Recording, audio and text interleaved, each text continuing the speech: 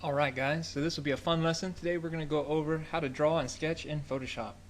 Okay, so right now I'm looking at deviantart.com, and this is an artist that I'm a big fan of. This is Scotty Young, or Cheeks74 on DeviantArt.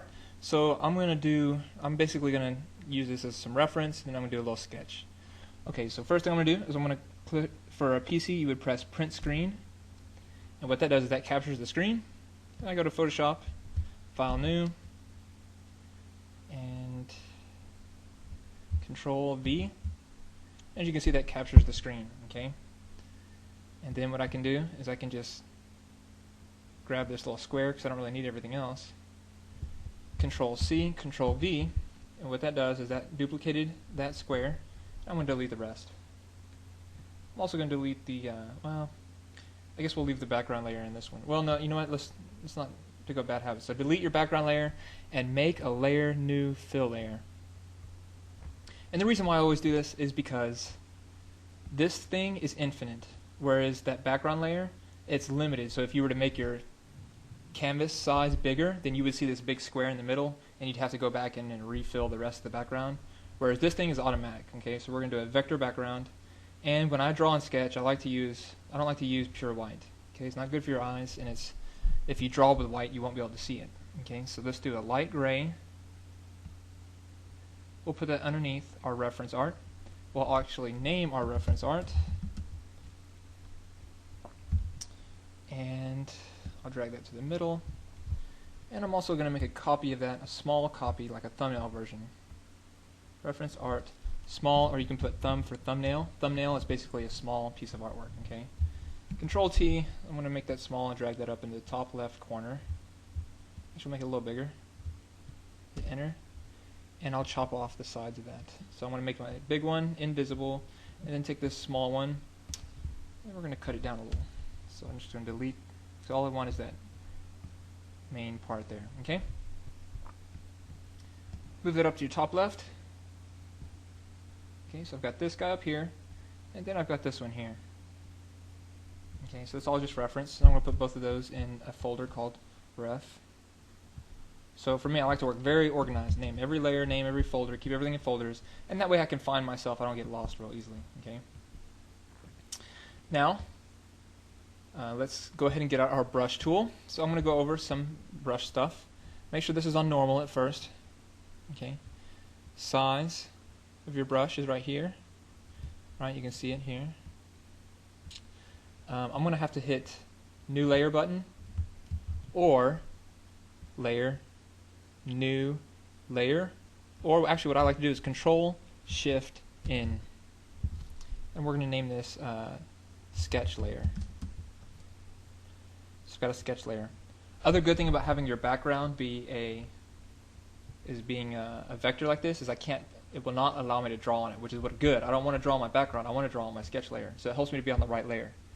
And for my reference layer, I'm going to hit this lock button, so that way I don't accidentally draw my reference, and I cannot accidentally draw my background, so I can really only draw on my sketch layer, which is great. Okay. For your brushes, probably you'll have some circle brushes, so let's go ahead and get those out. Okay, something like this. Okay, we got a lot to review here because there's a lot of options for your brushes, which is good because you get a lot of options. Okay, so a lot of features. First things first, change mode to normal. You got your size, and then depending on what kind of brush you have, typically you will have hardness. Yeah, so here's a normal brush. Okay, so I want that a little smaller. And hardness, right? If you want a really soft brush, like an airbrush, right? Soft edges, then you want hardness 0%. If you want hard edges, then turn hardness all the way up. Okay, so I want hardness to be all the way up. What else do we need? Opacity, and of course you have your flow. I'm going to change this to black and white. I want black. I just want a black brush. Okay, so I can see what I'm doing. Again, soft would look like this. This button right here, very important. This is whether or not you want there to be any variability in pen pressure. Okay, so it starts small and then gets really big and small again, depending on my Wacom tablet. So today's lesson is really about how to use the Wacom tablet in Photoshop. Okay, so I got my sketch layer on. I've got my, usually I keep this on because I do like to have pen pressure with my brushes. And of course I can right click on my pen and I can get these options, so I can turn my size up. Right, I can make it really big, or I can make it really small. I like to have a fairly big brush and fairly hard. And then we have both opacity and flow. Okay, both are at 100% right now, which is probably good for you. But in the future, if you want more of like a pencil, because right now I have like a really thick marker, right? Maybe I don't want that. Maybe what I want is to have a pencil. Okay. Well, I can turn my opacity down really low, let's say 15%, and that gives me more of a pencil, right? And the cool thing about this is I can build it up on the top of itself, right? So every time that I do it, it gets more and more opaque, and eventually it'll get to black, right? Which is kind of nice. Only problem with opacity is I have to stop drawing and then start drawing again for it to get darker. Okay, that's the difference between opacity and flow. Flow, let's say I turn this down to 15%. Now when I draw, if I keep going back and forth, it's like a pencil. If you keep going back and forth, it gets darker and darker. Okay, opacity does not get darker if you keep going back and forth. You have to stop, start again, then it gets darker. Flow keeps getting darker and darker, even if I don't stop. So I use flow. I don't like to use opacity. Okay, so we got that down. And what I like to do is I like to make my own shape. So I will grab a circle. I like to make it kind of wide, like that. Actually, we'll make it a little smaller. And then I'm going to edit, fill. Okay, that didn't work. I'm just going to hit Alt-Enter, or Alt-Backspace. Alt-Backspace takes your foreground color and it fills it with that foreground color. Okay, so I've got this black selected as a circle. You can see it if I zoom in. I'm going to go to Edit, Define Brush. Define Brush Preset. I'm going to call that a wide brush. Okay, so now if I press Backspace, I delete that. Control D to deselect. I can go down to my eraser. I can erase what I've done so far. Press the B button to go back to my brush, or I can click on the brush over here. So now I can draw to my heart's content, right? And the cool thing is now I can go to my brushes over here, and if I go to the last one, oh, it didn't show up. I don't know where's my, what's in there somewhere, I guess. I'm not sure which one it is. Well, I guess if we go to, so if I click on this over here, it'll give me some options. Oh, here it is, brush presets. Click on brush presets, go down to the bottom, and here's my new brush I just created. So I created a brush that has a kind of a wide thing, right? Cool thing about this, I can change the angle a little bit, and this gives me, and I'm going to make it a little smaller, and what this gives me is kind of like a calligraphy pen to draw with. Okay, so I really like to do that. That's what I usually do. So I do this, and if I turn the flow down really low, right, 15%, see actually when you get down to like say 8% flow, and you'll have what very closely mimics a pencil. Okay, especially if you make it small. So now I've got my pencil. I'm on the sketch layer, and I'm going to just basically rough out this guy. Okay, so basically I'm going to draw like this. Okay, so here's his head. Here's his body, here's his bottom leg, here's his top leg, here's his arms, here's one of his hands, here's his thumb, here's his top fingers, bottom of his hand, you got his elbow, you got his face, you got his eyes, his nose, his mouth, his hair haircuts across his eyes. And he's got a little bit of a hair over here. Okay. Got his body, his belt, his shoe,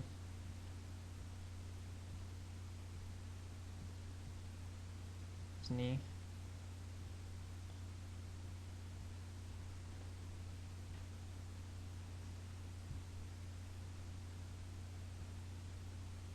And the bottom of his leg, or the knee, and the back of his leg.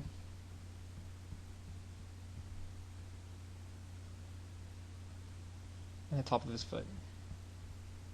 Oh, and then his chest. His pupil.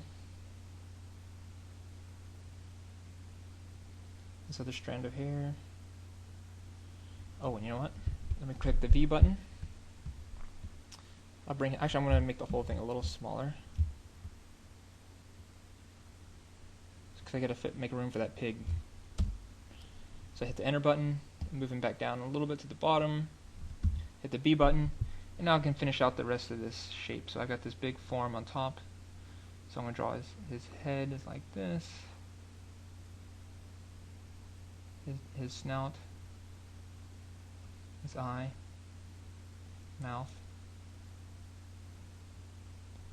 And then of course his ears, and the rest of his body.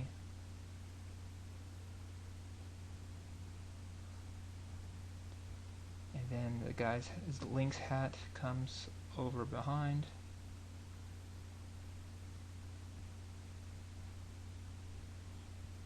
Okay. And then I can kind of give some details on his fingers. So you guys might have to change your lighting a little bit so you can see my light sketch here, but I'm pretty happy with most of these lines. So I'm going to go ahead and darken these lines so that you guys can see them a little better. Okay, so what I'm going to do is I'm going to go to Image, Adjust. I like to use levels, but you could use brightness and contrast if that makes more sense to you. So I can turn the contrast up and the darkness down. Although that did not seem to have an effect. Let me go to Control L. So this is Image, Adjust, Levels.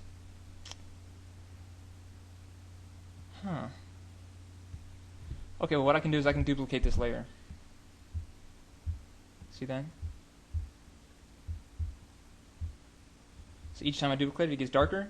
Then I can shift select all of them, then go to this drop down right here, and merge layers. See that? Now what I can do is I can go in and I can erase some of the lines that are not that helpful.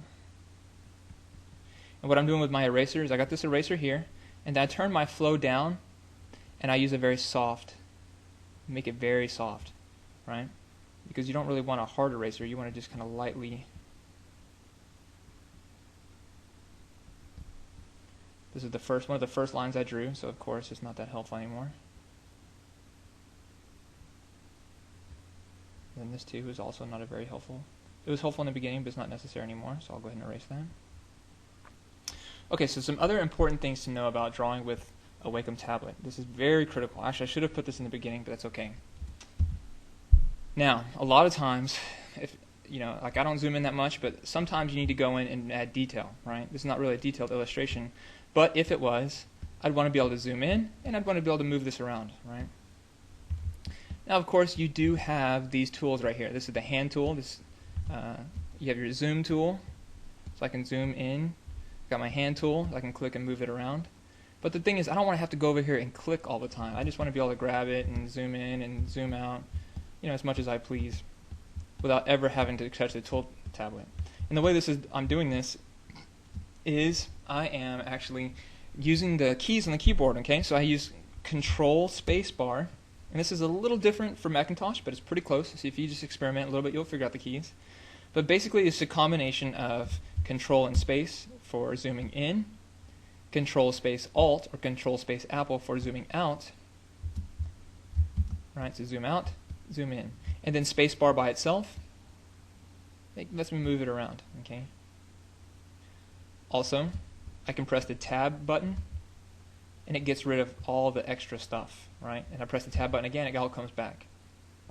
So I press the B button to get my brush, press the tab, and now I can draw to my heart's delight, right? I can go back and erase some of these unnecessary lines. I just want my drawing to make sense, so I'm going to erase some of this.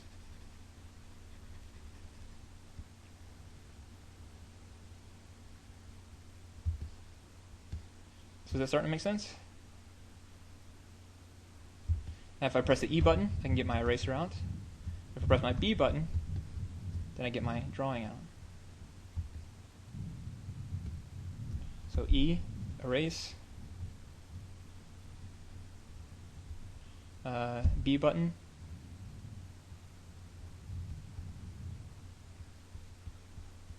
For a drawing. Okay, so I'll let you guys play around with that and you guys can do a little sketch. So, you know, just go find some artwork you like, drag it in, make it small, and then do a sketch of it, okay? And in the next one, I'll basically go over how to add color, okay? Oh, one more thing I want to add, guys, is, let me press the tab key. If you don't make the mistake that I just made, go make sure you get the right image size. So for instance, mistake that let me see if I made it or not. If I go to image size, yes, I drew this at 72 dpi, which means it's only going to look good on screens. It's not going to look good or it might not look good in print, right? So whenever you do drawings or paintings or original artwork, try to start with 300, okay? And as you can see, it's a little bit pixelated. Well, it's not too bad, but because it's just a sketch. But if I'd done a lot of elaborate artwork with textures and stuff, it would suffer, okay? So get your image size correct in the beginning. So what I'm going to do right now is I'm going to go over some very important, the difference between image size and canvas size, and basically how to manipulate the size of your image, how to manipulate the size of your canvas, and what that means. Image size, of course, this is going to resize my artwork, right? So I just amped it up from 72 dpi to 300 dpi, which gives it a lot more pixels, right? And I think it also adjusts the inches. Now I can constrain or not constrain the proportions, but basically if I change the height, I want it to automatically change the width, right? That's why it's linked here. So I can I can constrain it or not constrain it. See those links? So that's image size, but sometimes what you want to do is, I don't necessarily want to change the size of everything, I just want to add more size to the top. For instance, I ran out of room for the pig earlier, right? Well, I sized down my drawing layer, but if I wanted to, what I could have done is gone to image, canvas size. Canvas size allows me to make bigger or smaller the canvas, and I can choose where I want to add or take away, okay? So if I pivot from the very bottom left, and then I change the height from 12 to 18, well, you can see it just added basically 6 inches to the top, right? So that's very helpful. Also, very useful to know, if I want to say, let's say I want to make this the drawing only of his face, but I don't want to lose that artwork. Well, if I crop it, because this crop tool, I could easily crop this just to his face, right? Let me delete these presettings. So delete this, and then of course I would want that to stay 300. Well, just delete it. Okay, so I cleared all that out. Now I could easily crop it, right? And hit crop. Now it works, but problem is I just lost the rest of my drawing. You see that? It cut it all off. Well, instead of that, why don't we do image canvas size? And this is near the center, so I'm just going to, let's say I want to get it down to about 5 inches to 5 inches. And we'll cut down to this, actually we'll cut down to the bottom left, to the bottom. Okay, and now if I click on my layer and I drag it around, see that? If I change the canvas size instead of the image size, then I don't lose my artwork. It just cuts in, okay? But it doesn't cut anything out. Or basically doesn't remove any information. Okay? So that's good to know. And I guess that's it. Yeah, control shortcuts for those, of course, are I think it's Control Alt I. Yeah, that's image size, and then Control Shift Alt. No, Control Alt C is for canvas size. Okay. So there you go. You guys have fun.